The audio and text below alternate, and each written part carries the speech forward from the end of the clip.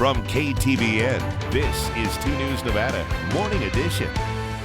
The police chase in Incline Village resulted in 2 people being arrested. What led up to this chase is coming right up. Plus, a head-on crash on US 50 yesterday morning left 1 person dead and several others hurt. What law enforcement believe caused the crash is coming up.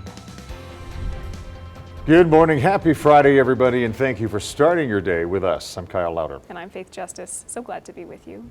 Starting in Crime Beat, 2 people have been arrested after a police chase in Incline Village. So this happened near the intersection of Northwood Boulevard and Tahoe Boulevard around 11:30 on Wednesday night. The Washoe County Sheriff's Office says deputies saw a car and a truck not stop at a stop sign, and then they took off speeding. Deputies tried to pull them over, but neither driver stopped, and eventually the car hit a tree and the truck got into a crash of its own, effectively ending the chase. Now, the driver of the car has been identified as Luca Giannini, and he's been charged with DUI. The driver of the truck has not yet been identified. And a man has been found guilty of assault with a deadly weapon for allegedly trying to stab someone through an open car window.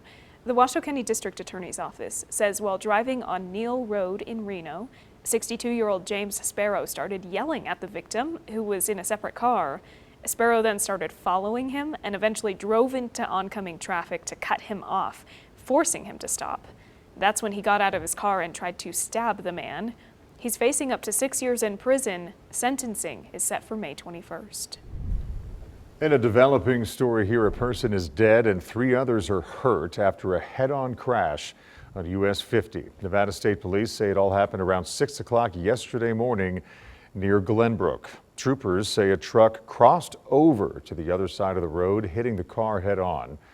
Troopers do believe that impairment was a factor in this crash. 2 people had to be extricated from a car after crashing in northwest Reno as well. The Reno Fire Department says it happened a little after 5 o'clock yesterday evening when the driver had a medical episode, causing them to crash into a parked car. They had been taken to the hospital with minor injuries, and fortunately no one was inside that parked car. In a scary moment here, a laptop battery caused a fire to break out on a plane at Reno Tahoe International Airport. The airport tells us the battery caught fire around 10 o'clock on Wednesday night as passengers were getting off of the plane. The flight had just come in from Las Vegas. There were no injuries, and it did not impact airport operations.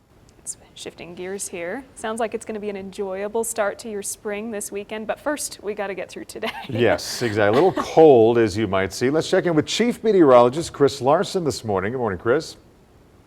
Good morning, everyone. We're going to see considerable amounts of cloudiness this morning with some breaks in that cloud cover as we work our way into the afternoon. Overall, though, temperatures still slightly below average today with 39 degrees as we go into the 9 o'clock hour. We'll warm into those low 50s as we work our way into the afternoon, and highs coming up Friday afternoon are going to top out there in the mid 50s. So as you look at our futurecast from 10 a.m. this morning, we may see some snow showers, northern Washoe County, kind of a rain-snow mix into Pershing and Humboldt counties. That all kind of travels to the east during the day on Friday. Northern Lander, Eureka County over towards Elko getting a few showers.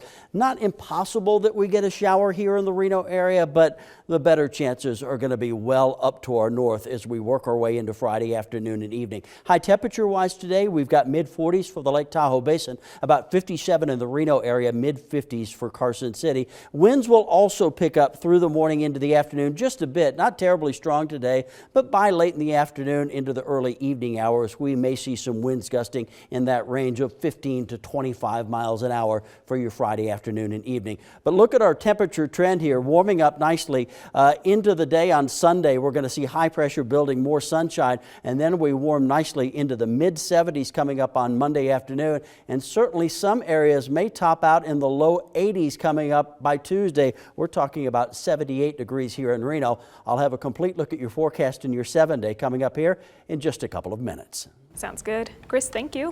Coming up next on 2 News Nevada. Prosecutors are planning to introduce new evidence in Brian Kohberger's case. We'll take a look at that evidence after the break.